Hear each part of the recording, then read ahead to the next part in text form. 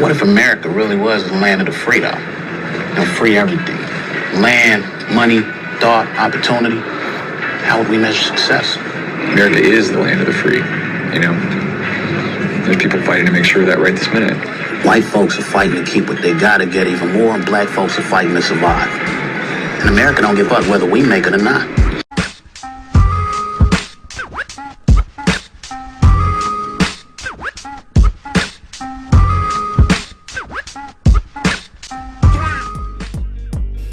I will tell you, Director Deutsch, as a former Los Angeles police narcotics detective, that the agency has dealt drugs throughout this country for a long time.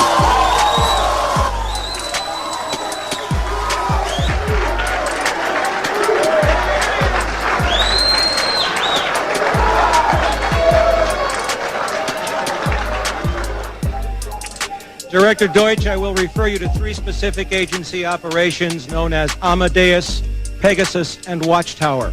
I have Watchtower documents heavily redacted by the agency. I was personally exposed to CIA operations and recruited by CIA personnel who attempted to recruit me in the late 70s to become involved in protecting agency drug operations in this country. I have been trying to get this out for 18 years, and I have the evidence. My question for you is very specific, sir. If in the course of the IG's investigations and Fred Hitz's work, you come across evidence of severely criminal activity, and it's classified, will you use that classification to hide the criminal activity, or will you tell the American... Then Congressman Julian Dixon. If you have information about CIA illegal activity in drugs, you should immediately bring that information to wherever you want, but let me suggest 3 places. The Los Angeles Police Department,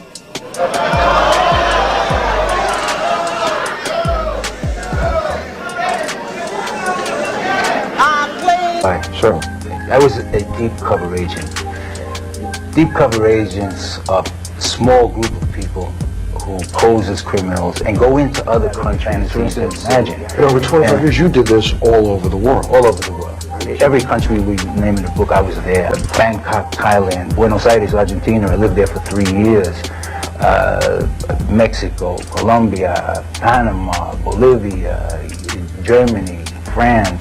You name it. I've been there posing as a criminal, posing as a mafia don. Luis Miguel Garcia. We went to Bolivia. We plugged into a pipeline of massive amounts of cocaine going from Bolivia through Mexico with the protection of the Mexican army into California. But they told you, as a deep cover agent, to buy cocaine and send it through this country and bring it into the United States of America.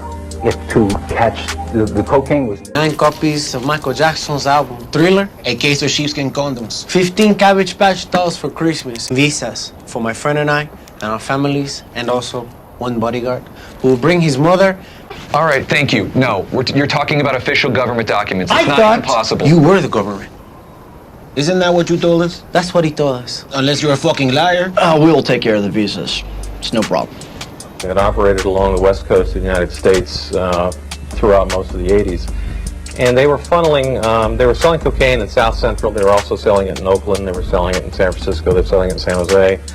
And some of the money they were making was going to support an army that the men who ran the cocaine ring worked for, called the FDN. This was an army that the CIA started in 1981 and supported. Better known to us, most of us who remember news, the Contras. Now, if you want to follow that trail up, you have to first understand how CIA and DEA work. They were also on the CIA payroll. So, Murderers. On the CIA payroll. Not only murderers, I'm talking about mass murderers. And I wrote about it in books that I thought would have America marching on Washington. Nothing ever happened. How are you alive today?